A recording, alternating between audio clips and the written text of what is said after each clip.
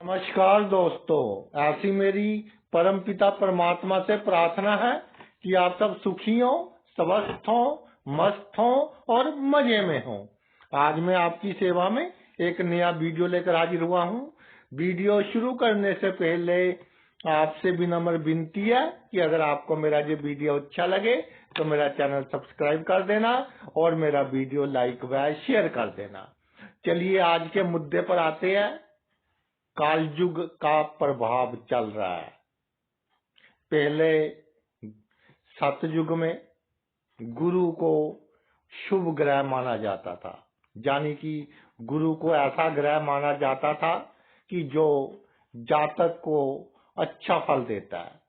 सतयुग में जो मनुष्य जीवन था, ये समझा जाता था कि मोक्ष की प्राप्ति के लिए है। अधिकतर लोग मोक्ष की प्राप्ति की ओर जाते थे, लेकिन कलयुग में भौतिक चीजें, मेटेरियलिस्टिक थिंग्स, छल कपट होशियारी धोखा, ये जरूरी आपकी क्वालिटीज हो गई हैं।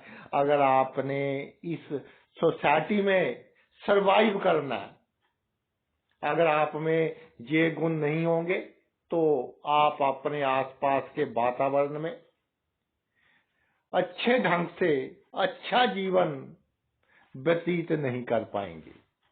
लोग हमेशा आपको दबाने की कोशिश करेंगे। जैसे जंगल में जो सबसे सीधा पेड़ होता है, सबसे पहले वही काटा जाता है। तो आज हम बात करते हैं कलयुग के राजयोग की, जो कि कलयुग में 100% फलित होता है। बहुत से राजयोगों के ऊपर रिसर्च की, लेकिन ये जो राजयोग है ये 100% फलित होता है कलयुग में। ये राजयोग दो तरह बनता है। पहला, इसमें जो भाव इन्वॉल्व रहते हैं वो रहते हैं छठा, आठवां और 12वां। दूसरे टाइप के राजयोग में जो भाव इन्वॉल्व रहते हैं वो रहते हैं 10वां, 12वां और चौथा। तो सबसे पहले हम 6, 8 और 12 भावों की बात करेंगे। कुछ लोग इसे विपरीत राजयोग के नाम से भी जानते हैं, लेकिन इसमें एक और योग और ऐड कर दिया, उसका रिजल्ट भी अमूमन सेम ही होता है, विपरीत राजयोग की तरह ही होता है। और कलयुग में वो भी 100% आपको रिजल्ट देने वाला राजयोग है। क्या योग है कि पहले आपने देखना है कि छठे भाव में कौन सी राशि है, अष्टम भाव में कौन सी राशि है, 12वें भाव में कौन सी राशि है। और जहां मैंने प्रत्येक राशि के मालिक लिख दिए हैं, जैसे जहां 6 का अंक है तो 6 नंबर राशि का मालिक क्या हो गया, बुध हो गया। तो आपने देखना है कि छठे भाव का मालिक कौन सा ग्रह है, अष्टम भाव का मालिक कौन सा ग्रह है, 12वें भाव का मालिक कौन सा ग्रह है। अगर छठे भाव का मालिक अष्टम भाव में विराजमान हो या 12वें भाव में विराजमान हो। नंबर 2, अष्टम भाव का मालिक या छठे भाव में विराजमान हो या 12वें भाव में विराजमान हो। नंबर 3, 12वें भाव का मालिक या छठे भाव में विराजमान हो या अष्टम भाव में विराजमान हो। ये नहीं कि छठे का मालिक छठे में है, अष्टम का मालिक अष्टम में है, 12वें का मालिक 12वें में है, उसका कुछ और फल होगा। उसके ऊपर भी एक वीडियो बनाएंगे। लेकिन विपरीत राजयोग में छठे का मालिक अष्टम और 12वें में होना चाहिए, अष्टम का मालिक छठे और 12वें में होना चाहिए, 12वें का मालिक छठे और 8वें में होना चाहिए। तो जब आपकी कुंडली में ये राजयोग बनता है तो सबसे पहली बात कि ये सबसे बड़ा शत्रु नाशक योग है आपकी कुंडली में, यानी कि शत्रु आपका कुछ नहीं बिगाड़ पाएंगे। लेकिन एक उम्र के बाद। कौन सी उम्र है वो? जब विपरीत राजयोग पूरी तरह से एक्टिव होता है। 16 वर्ष की आयु के बाद। 16 वर्ष की आयु के बाद विपरीत राजयोग पूरी तरह से एक्टिव होता है। 28 वर्ष की आयु के बाद वो और अधिक एक्टिव हो जाता है। 32 वर्ष की आयु के बाद वो और अधिक एक्टिव हो जाता है।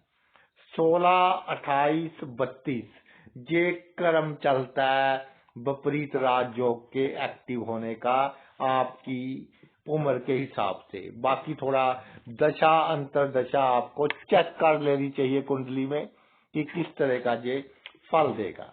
और शत्रुहंता योग, सबसे बड़ा शत्रुहंता योग आपकी कुंडली में विपरीत राजयोग है।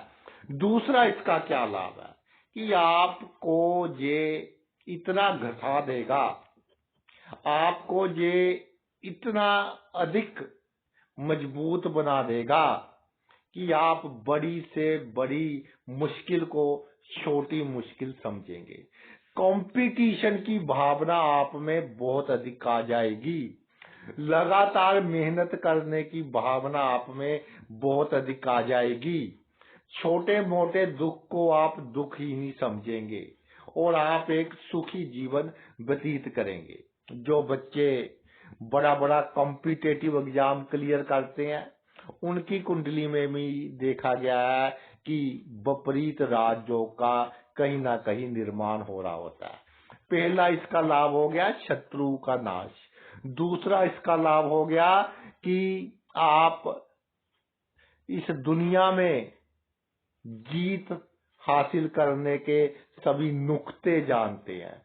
साम दाम दंड भेद सभी आपको मालूम है कि किसके साथ कैसे कंपटीशन किया जाए, किसको कैसे गिराया जाए और जब लोहा गर्म हो तब चोट मारी जाए। वो आपको समय का पूरी तरह ज्ञान होता है अगर आपकी कुंडली में ये विपरीत राजयोग का निर्माण होता है। दूसरी बात, जब आपकी कुंडली में विपरीत राजयोग का निर्माण होता है तो जो आपके गुप्त संबंध है, या ऐसे कह लीजिए कि अगर आपकी कुंडली में विपरीत राजयोग का निर्माण हो रहा है तो आपको जो आपके जीवन में गुप्त संबंधों को बहुत अहमियत देनी चाहिए। जितने भी आपके संबंध हैं उन सबको आपने गुप्त रखना है। गुप्त संबंधों के कारण आपको आपके जीवन में बहुत अधिक लाभ होगा। गुप्त संबंधों के कारण आप बड़ी से बड़ी समस्या में से निकल जाएंगे। और विपरीत राजयोग कुंडली में विराजमानो अचानक धन लाभ होता है।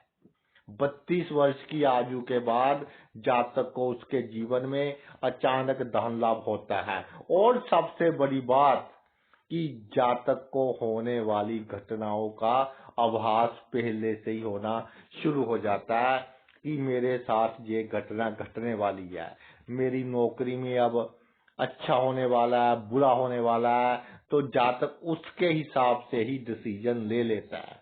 इसलिए अगर आपकी कुंडली में विपरीत राजयोग है तो आपके डिसीजन लॉन्ग रन में बहुत अच्छे होंगे, अमूमन आप दूरदर्शी होंगे। तीसरा सबसे बड़ा लाभ, अगर आपकी कुंडली में विपरीत राजयोग है तो तीसरा सबसे बड़ा लाभ ये है कि जो पितरों की आत्माएं हैं, जो आपके बुजुर्गों की अच्छी आत्माएं हैं, वो हमेशा आपके साथ रहेंगी। जब उनको लगेगा कि हमारे बच्चे पर प्रॉब्लम आ रही है, इतनी बड़ी प्रॉब्लम आ रही है कि हमारा बच्चा ये प्रॉब्लम बर्दाश्त नहीं कर पाएगा, तो भाई वो आत्माएं सक्रिय हो जाएंगी, एक्टिवेट हो जाएंगी और आपको बड़ी से बड़ी प्रॉब्लम में से निकालेंगी। और आपकी कुंडली में ये जो विपरीत राजयोग है, इसके कारण आप डिप्लोमेट बन जाएंगे, कूटनीतिक बन जाएंगे, बड़े बड़े पॉलिटिशियंस की कुंडली में विपरीत राजयोग देखा गया है, क्योंकि पहले जी आपको घसाएगा, पहले जी आपको तपाएगा, तपाकर आपको मजबूत बनाएगा, आपको जीना सिखाएगा और फिर जीवन के हर सुख आपको मिलेंगे। बड़े से बड़ी प्रॉब्लम का सामना करने की आप में शक्ति आएगी। अब दूसरे योग की बात करते हैं, जो विपरीत राजयोग के समान ही हमको फल देता है। उसमें सिर्फ जो आपका केतु ग्रह है, वो ग्रह आपका काउंट करता है और कोई ग्रह काउंट नहीं करता। कैसे केतु ग्रह काउंट करता है? देखिए, अगर आपकी जन्म कुंडली में इसमें आपका सबसे पहले जो भाव है वो है आपका 12वां भाव, जो बहुत अधिक आपकी इम्पोर्टेंस है कुंडली में योग के निर्माण के लिए। दूसरा आपकी कुंडली में है चौथा भाव।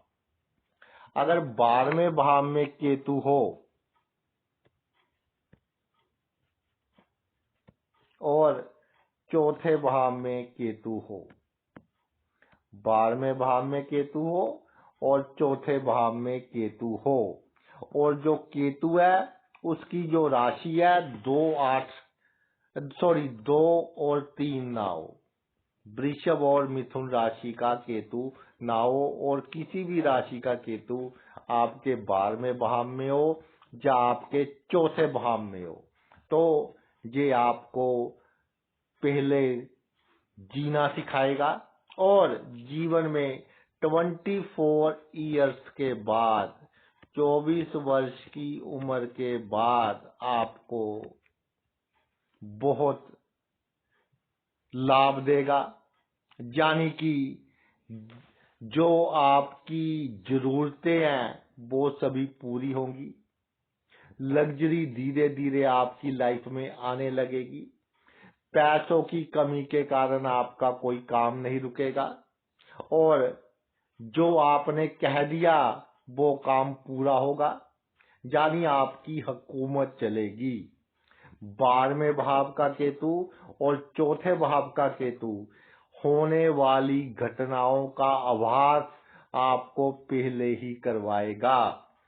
12वें भाव का केतु और चौथे भाव का केतु जब आपके भाग्य पर कोई प्रॉब्लम आएगी, जब आपकी बदनामी होने वाली होगी, खुद ईश्वर किसी न किसी रूप में आकर आपकी सहायता करेगा।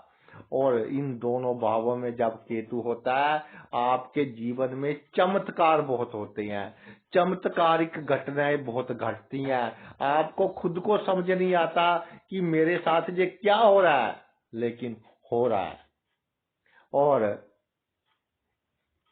चमत्कार ऐसे ऐसे होते हैं कि बड़े से बड़ा काम जो करोड़ों रुपए में नहीं हो सकता, वो अचानक ही ऐसा बंदा आपका वो काम करवा जाता है जिससे आपकी जान पहचान भी बहुत कम होती है। और ये केतु का जहाँ एक बहुत बड़ा और कमाल है कि पॉलिटिक्स में भी बहुत तरक्की देता है। बड़े बड़े पॉलिटिशियंस की कुंडलियों में 12वें और चौथे भाव में केतु देखा गया है। और अगर आप अपनी जन्मभूमि से दूर हैं तो वहां आपका नेम और फेम दोनों बहुत अधिक मात्रा में होंगे अगर आपका केतु 12वें और चौथे भाव में है। यानी एक राजयोग का काम करेगा इन दोनों भावों में अगर आपका केतु है। तो भाई ये तो मेरा वीडियो था इस तरह के राजयोग के ऊपर जो 100% इफेक्टिव है। आपने अपना इतना कीमती समय निकाल कर ये वीडियो देखा, मैं तहे दिल से आपका आभारी हूँ। Thanks a lot.